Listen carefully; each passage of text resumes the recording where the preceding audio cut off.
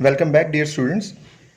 जैसा कि मैंने कहा था कि हम इंजीनियरिंग में और रोटेटरी मोशन में जो है वो एंगल के लिए एक नए यूनिट को इस्तेमाल करते हैं, दैट इज़ रेडियन।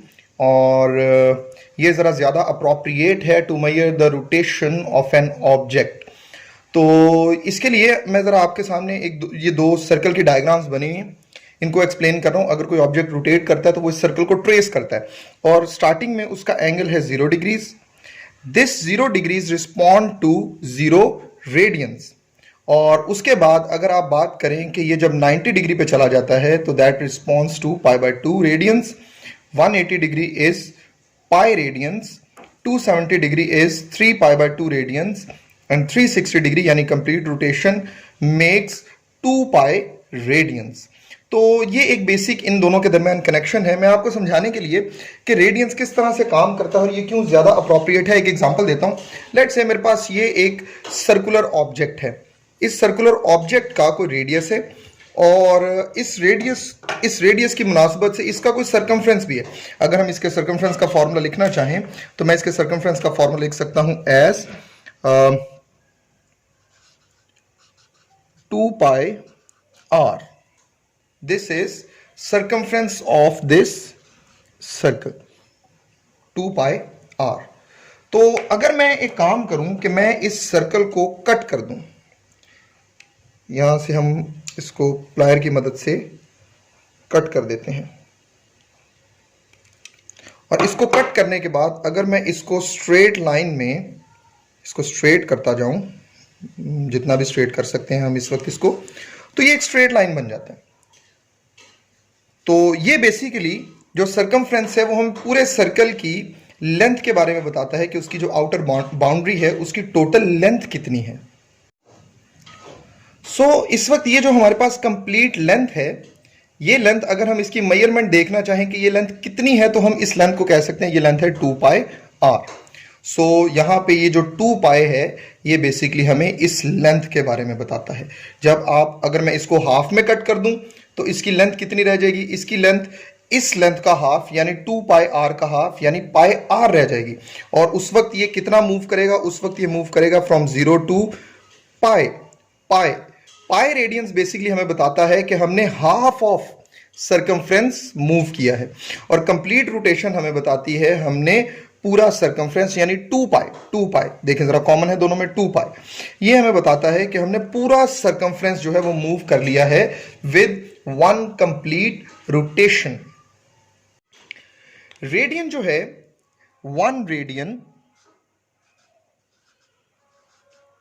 अगर आप इसके डिग्रीज में कन्वर्जन करना चाहें तो 1 रेडियन हमारे पास होता है 57.3 डिग्रीज के इक्वल। और हम इस बात को प्रूफ कर सकते हैं बड़ी आसानी के साथ अगर आप इस कैलकुलेशन को फॉलो करें थोड़ा। तो अगर मैं देखूं मेरे पास 1 रेवोल्यूशन यानी एक कंप्लीट रोटेशन जो है that is basically 2 pi radiance. 2 pi radiance या हम इसे कह सकते हैं that is 360 degrees in degree units.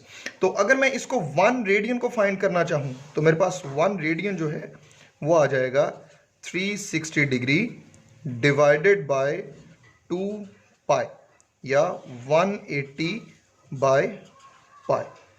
तो आपको पता है कि जो पाई की वैल्यू है अगर वो राउंड ऑफ करके लिखी जाए that is 3.1415 and so on. तो इसका आंसर जो है वो तकरीबन आता है 57.3 डिग्रीज। तो इस तरह से हम 1 रेडियन की कैलकुलेशन को 1 रेडियन को कन्वर्ट कर सकते हैं इनटू डिग्रीज। हम रेडियन को प्रेफर क्यों करते हैं ओवर डिग्रीज, इसको मजीद एक्सप्लेन करने के लिए हमने जैसा कि पहले देखा था कि हमने अपने एक सर्कुलर ऑब्जेक्ट को जो हमारे पास एक बैंगल की शक्ल में था उसको काट के हमने स्ट्रेट वायर में कन्वर्ट किया। मेरे पास सेम साइज का एक और सर्कल है हमारे पास, अगर आप यहाँ पे देख सकें तो देखिए अगर मैं इस ऑब्जेक्ट को यहाँ पे किसी एक जगह पे प्लेस कर देता हूँ और मैं अपने इस जो अपना एक सर्कल है इसके ऊपर यहां पर एक मार्क लगा देता हूं। ये ब्लैक मार्क मैंने इसके ऊपर लगा दिया। सो हम इस ब्लैक मार्क को मूव करते हैं अपनी इस लेंथ के ऊपर। तो ये मेरे पास लेंथ है, मैं अपने इस ब्लैक मार्क को जो हमने लगाया था उसको यहां से रख के अगर मैं इसको कंप्लीट रोटेट करवाऊं इस ऑब्जेक्ट को, आप देख सकते हैं ये हमारे पास हाफ रोटेशन हो गई। और अगर मैं इसे कंप्लीट रोटेट करूं तो ब्लैक मार्क एग्जैक्टली नीचे आ जाएगा यहां पर जब ये लेंथ कंप्लीट हो जाएगी। मैं इसको एक और तरह से दिखा सकता हूं। अगर आप देखें कि यहां पे इस वक्त ये ब्लैक मार्क जो है ये बिल्कुल ऊपर है और ये लेंथ बिल्कुल इसका सिरा जो है इसके नीचे है। अगर मैं इसको रोटेट करवाऊं तो इसका सिरा इसके बिल्कुल एंड पे फिर दोबारा ऊपर आ जाएगा रोटेट करके। अगर हम इसको यूं मूव करवाएं तो आप देखेंगे कि ये देखिए, जब हमने इसकी रोटेशन को एंड किया तो इसका एंड जो है वो इसके बिल्कुल साथ कोइंसाइड जब करता है तब ये ब्लैक मार्क ऊपर आ जाता है। सो इसका मतलब ये कंप्लीट रोटेशन जो है दैट इज जिसका सर्कमफ्रेंस 2 पाई आर था, ये वही 2 पाई आर लेंथ ही है। अगर मैं इसको हाफ मूव करवाऊं, अगर मैं इसको हाफ मूव करवाऊंगा तो मेरी हाफ लेंथ मूव होगी और हाफ लेंथ का मतलब मेरा हाफ सर्कमफ्रेंस यूज होगा और उसकी लेंथ मेरे पास कितनी हो जाएगी। अगर मैं इसको पॉइंट्स में लिख दूं, ये मेरे पास कोई 2 पॉइंट्स हैं और ये मेरे पास कंप्लीट लेंथ है 2 पाई आर, जो सर्कमफ्रेंस है इसका, ये कंप्लीट लेंथ है इसकी। अगर मैं हाफ रोटेशन करूंगा तो रेडियंस किसको कॉरस्पॉन्ड करेगा? रेडियन कॉरस्पॉन्ड करेगा पाई को। तो मेरे पास ये जो लेंथ आ जाएगी यहां तक, मैं इसको अगर नाम दे दूं A, this is point B, this is some point C, तो मेरे पास ये लेंथ जो है वो रेडियन से मैं बासानी लिख सकता हूं इसे, ये लेंथ होगी पाई आर। सो रेडियंस अलाउ करता है मुझे सर्कल को स्ट्रेट लाइन के साथ कनेक्ट करने के लिए। सो मुझे अगर किसी ऑब्जेक्ट की सर्कुलर रोटेशंस का पता हो इन रेडियंस तो मैं ये कैलकुलेट कर सकता हूं कि उसकी जो लीनियर लेंथ है वो कितनी होगी। तो ये बड़ी इंपॉर्टेंट एक बात है स्टूडेंट्स कि आप रेडियन की मदद से अपनी सर्कुलर मोशन को और अपनी लीनियर मोशन को आपस में ज्वाइन कर सकते हैं, कनेक्ट कर सकते हैं। ये जो कनेक्शन अभी हमने रेडियन की मदद से पढ़ा है between rotational motion and linear motion, इसको हम मैथमेटिकली डेवलप कर सकते हैं। हमने 2 सर्कल यहां पे ड्रॉ किए हैं और हमारे पास इनकी ये जो आर्क लेंथ है, इस आर्क लेंथ का नाम है पी क्यू, इस आर्क लेंथ का नाम है पी आर। और इन दोनों ने लेट से अगर ट्रेवल किया है एंगल, लेट से इसने ट्रेवल किया है इन रेडियंस हम इसे कह रहे हैं, तो इसने ट्रेवल किया है 1 रेडियन और इसने डिग्रीज में कोई एंगल जो है वो ट्रेवल किया है। सो हम अगर देखें, हम इन दोनों के दरमियान कंपैरिजन कर सकते हैं। अगर देखें, अगर दोनों एंगल हमारे पास 0 डिग्री पे होंगे तो दोनों की आर्क लेंथ जो है वो भी 0 होंगी। अगर हम दोनों को 90 डिग्री या π/2 पे ले आएंगे तो इनकी आर्क लेंथ भी बराबर हो जाएंगी। अगर हम इन दोनों को हाफ रोटेशन दे देंगे तब भी इनकी आर्क लेंथ सेम हो जाएगी क्योंकि इनका रेडियस सेम है, मैंने इनको सेम रेडियस के साथ ड्रॉ किया। अगर मैं इनको कंप्लीट रोटेशन दे दूं 1 रोटेशन, तब भी इनकी आर्क लेंथ या इनका सर्कमफ्रेंस जो है वो सेम है। तो अगर ये दोनों एंगल सेम होंगे तो इनके ये आर्क लेंथ भी क्या होंगे? सेम होंगे। तो अगर मैं इनकी रेशोज को कंपेयर करना चाहूं, यानी कि मैं इन दोनों की आर्क लेंथ की रेशो को और इन दोनों के एंगल्स की रेशो को कंपेयर करना चाहूं तो वो दोनों सेम आनी चाहिए। मैं इसको 90 डिग्री के ऊपर यानी π/2 के ऊपर इन दोनों का कंपैरिजन करता हूं तो मेरा सोल्यूशन कैसे आएगा? इन दोनों की आर्क लेंथ जो है इस पॉइंट पर वो सेम होगी। लेट्स से ये Q यहां पर नहीं बल्कि यहां पर और ये R यहां पर नहीं बल्कि यहां पर है। तो मेरे पास जो PQ है, PQ, मैं कलर चेंज करता हूं, जो मेरे पास PQ है, ये PQ डिवाइडेड बाय PR अगर मैं करना चाहूं तो इसका सॉल्यूशन मेरे पास आना चाहिए इक्वल टू 1। ये मेरे पास होगा इक्वल टू 1 अगर मैं इसे कैलकुलेट कर रहा हूं एट 90 डिग्री।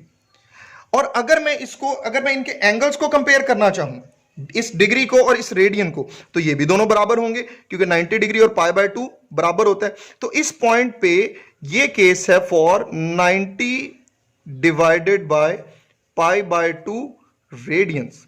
तो इनका सोल्यूशन भी मेरे पास क्या होना चाहिए, 1 होना चाहिए। सो अगर मैं इनको 90 पे कंपेयर कर सकता हूं तो मैं इसे किसी भी एंगल पे कंपेयर कर सकता हूं। हम इस कंपैरिजन को यहां पर लिखते हैं, इस पी क्यू और पी आर के लिए मैं यहां पे लिखता हूं मेरी आर्क लेंथ जो है जो रेडियंस में है, which is this length P Q, ये आर्क लेंथ है जो हमारी, divided by this arc length P R. तो जैसा हमने यहां से इस कंपैरिजन से सीखा कि जो आर्क लेंथ की रेशो होगी वही उस पॉइंट पर उनके एंगल्स की रेशो होगी, तो मैं इनके एंगल्स को भी कंपेयर कर सकता हूं। पी क्यू का जो एंगल है which is 1 radian divided by जो मेरे पास यहां पर एंगल है इन थीटास, थीटा, मैं इसे यूं लिख सकता हूं। तो आपको ना 1 रेडियन के लिए मैं रेडियन की डेफिनेशन बता दूं।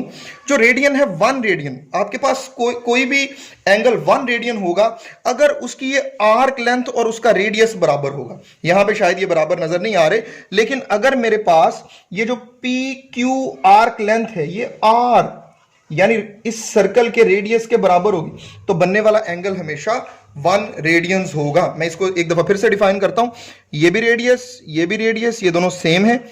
अगर इनके साथ बनने वाली आर्क लेंथ भी आर इसी रेडियस के बराबर होगी तो एंगल होगा 1 रेडियन। तो मेरे पास ये जो आर्क है पी क्यू, मैं इसकी जगह आर लिख सकता हूं यानी रेडियस, डिवाइडेड बाय ये पी आर में भी ये 1 रेडियस है, एक रेडियस के बराबर है या नहीं है, मैं इसको एस के नाम से डिफाइन करता हूं। ये जो लेंथ है हमारे पास यहां तक, इस लेंथ को, इस आर्क लेंथ को मैं डिफाइन कर देता हूं एज एस। ये आ गया हमारे पास 1 रेडियन डिवाइडेड बाय थीटा।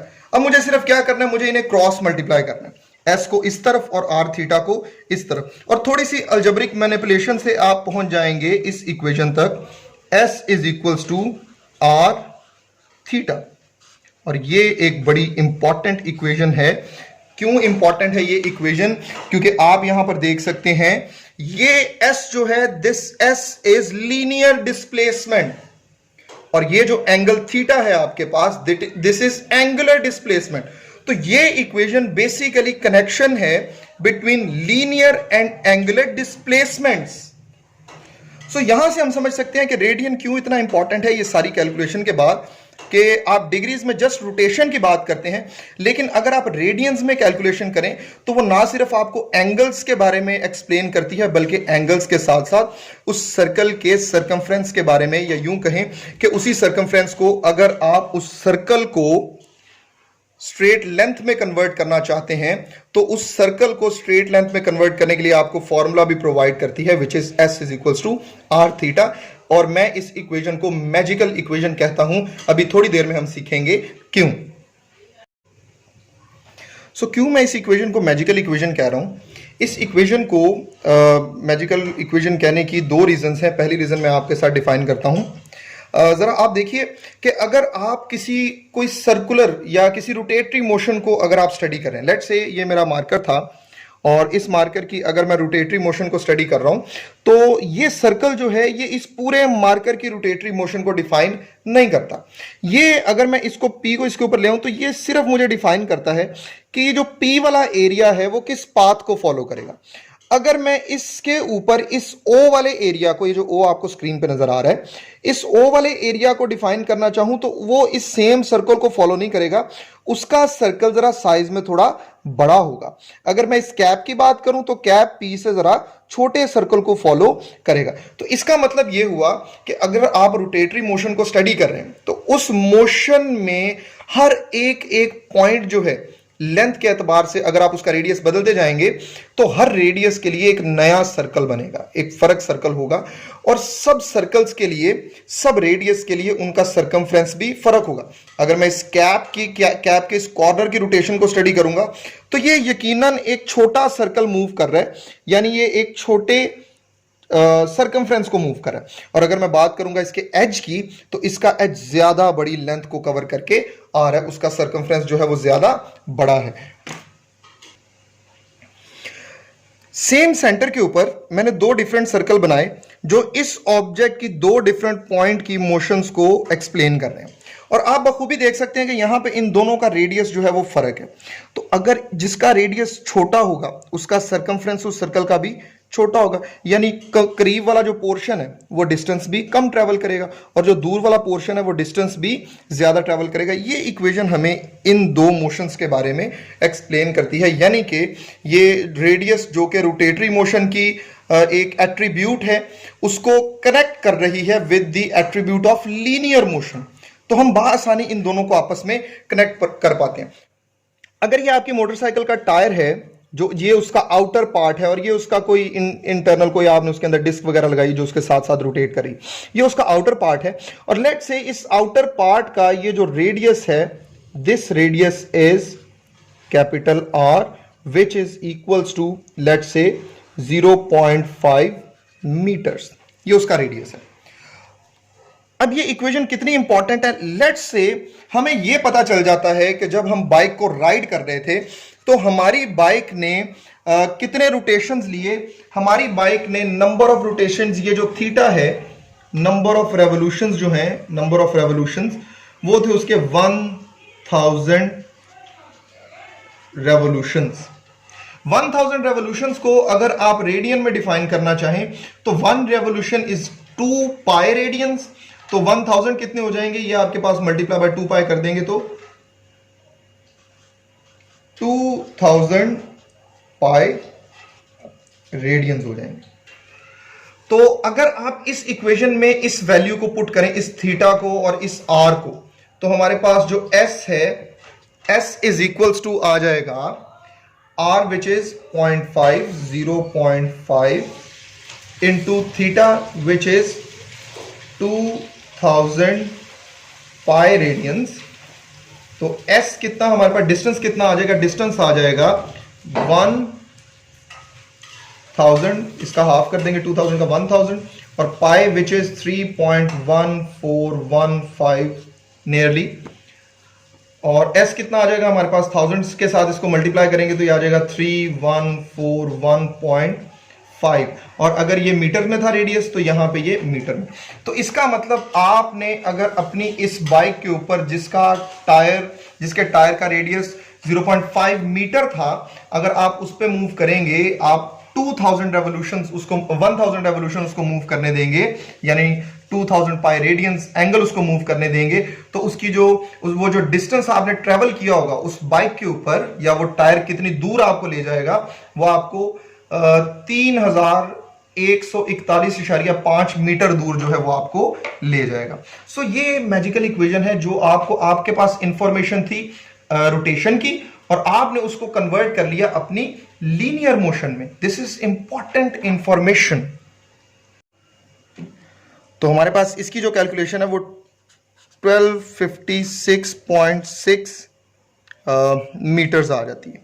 तो आप देखें जरा, आपने अगर आप छोटा रेडियस यूज करें तो आपके पास कवर होने वाला डिस्टेंस भी कम होगा, वो कम डिस्टेंस ट्रेवल करेगा, और अगर आप बड़ा सर्कल यूज कर रहे हैं तो कवर होने वाला डिस्टेंस भी ज्यादा होगा। ये इक्वेशन हमें बताती है कि अगर आप किसी ऑब्जेक्ट की रोटेशन को स्टडी कर रहे हैं, तो अगर आप दूर वाले पॉइंट को स्टडी कर रहे हैं तो उसका डिस्टेंस ज्यादा होगा सेम एंगल पे, लेकिन उसी एंगल पे जो करीबी पॉइंट है उसका ट्रेवल जो डिस्टेंस है वो कम होगा। ये फॉर्मूला हमें सजेस्ट करता है। सो इस इक्वेशन के बाद जो हमने सीखा, S is equals to R theta. दूसरी रीजन कि ये मैजिकल इक्वेशन क्यों है, ये इक्वेशन क्योंकि लीनियर और रोटेटरी एट्रीब्यूट्स को कनेक्ट कर रही है। कौन सी, लीनियर डिस्प्लेसमेंट और एंगुलर डिस्प्लेसमेंट को। तो इसी तरह से अगर आप इसको दूसरे पैरामीटर्स, यानी कि हमने 4 पैरामीटर अपने डिफाइन किए थे, time, position, velocity and acceleration. तो टाइम तो सेम रहेगा दोनों केसेस में, लीनियर में और जो हमारे पास एंगुलर है। अगर आप इसमें डिस्प्लेसमेंट्स को कनेक्ट कर सकते हैं तो वेलोसिटीज को भी कर सकते हैं और एक्सेलरेशंस को भी कर सकते हैं इसी इक्वेशन की मदद से। मैं उसकी आपको यहां पर एक छोटी सी कैलकुलेशन करके देता हूं। अगर मैं टाइम डेरिवेटिव ले लूं इसी इक्वेशन का, तो क्योंकि ये कांस्टेंट है r, तो इसका डेरिवेटिव तो 0 होगा, इसलिए हम अब डेरिवेटिव जो है वो कर देंगे थीटा का। और ये जो है ये formula, this is velocity, linear velocity. And this radius is same, और ये जो है ये है हमारे पास angular velocity. So angular velocity एक वेक्टर क्वांटिटी है जिसको हम आगे जाके इसको जरा मजीद सीखेंगे, अभी जस्ट हम इसकी कन्वर्जन को देख रहे हैं। तो ये क्या हमें डिफाइन कर रहा है? ये हमें डिफाइन कर रहा है, अगर मेरे पास ये कोई एक सर्कल था, कोई रोटेटरी मोशन थी जिसका ये सर्कल हमने ट्रेस किया और ऑब्जेक्ट यहां पर आ गया, इस पॉइंट से, इस P पॉइंट से यहां Q पॉइंट तक आ गया, तो इस Q पॉइंट पर जो इसकी लीनियर वेलोसिटी, लीनियर कौन सी वेलोसिटी? जो इसकी इस वेलोसिटी को हम टेंजेंशियल वेलोसिटी भी बोलते हैं, V, टेंजेंशियल वेलोसिटी। अगर यहां पे इस ऑब्जेक्ट के ऊपर लगने वाली जो सेंटीपिटल फोर्स है जो इसको सेंटर की तरफ खींच के रख रही है, या यूं कहें कि ये पॉइंट कट जाता है यहां से, तो ये सीधा टेंजेंट बनाता हुआ इस सर्कल के ऊपर जो है वो मूव करता जाएगा फॉरवर्ड। हम फ्यूचर वीडियोस में इसको जरा ज्यादा डिटेल में सीखेंगे इस वी को। हमने इस वी को कनेक्ट कर लिया है इस ओमेगा के साथ जो यहां पर रोटेशन के दौरान इस थीटा की वेरिएशन से प्रोड्यूस हो रहा है। तो ये बेसिकली ये लीनियर एंटिटी है और ये एंगुलर एंटिटी है। हमने इन दोनों को भी इसी इक्वेशन की मदद से आपस में कनेक्ट कर लिया। और फर्दर मोर अगर आप इसका एक और टाइम डेरिवेटिव लें तो dv by dt is equals to r d omega by dt. This dv by dt is basically acceleration. ये एक्सेलरेशन की डेफिनेशन है जैसा हमने पिछली वीडियो में देखा था, और ये जो हमारे पास d ओमेगा बाय dt है that is angular acceleration alpha. तो आपके पास ये तीन इक्वेशंस बन जाती हैं लीनियर और रोटेटरी पैरामीटर्स के दरमियान कन्वर्जन की, और इसीलिए हम इसको मैजिकल इक्वेशन कहते हैं कि ये हमारे पिछले मैथमेटिक्स को ही उठा के वापस ले आइए। हम उसी वेलोसिटी को और उसी एक्सेलरेशन को यूज करके अपने नए रोटेटरी पैरामीटर्स यानी थीटा, ओमेगा और अल्फा को कैलकुलेट कर सकते हैं। Thank you so much.